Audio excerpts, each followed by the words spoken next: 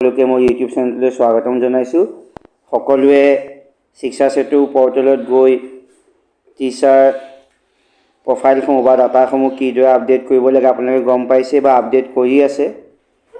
কিন্তু এনেকুৱা কিছুমান সমস্যা হ'ব পাৰে যে আপুনি আপডেট কৰা 2-3 দিন হৈ গৈছে কিন্তু এতিয়ালৈকে আপোনাৰ প্ৰফাইলটো বা ডাটাখিনি আপডেটেড বুলি ওলোৱা নাই।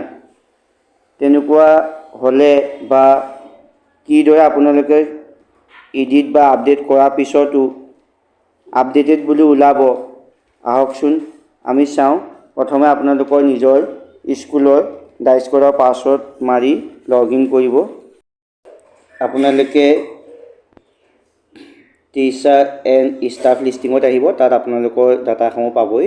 এই ডাটাসমূহ চিলেক্ট একশ্যনত গৈ এডিট কৰাৰ পাছত সকলোখিনি হৈ যোৱাৰ পিছত আপোনালোকে ষ্টাফ এডিট এপ্ৰুভেলছ ইয়ালৈ আহিব।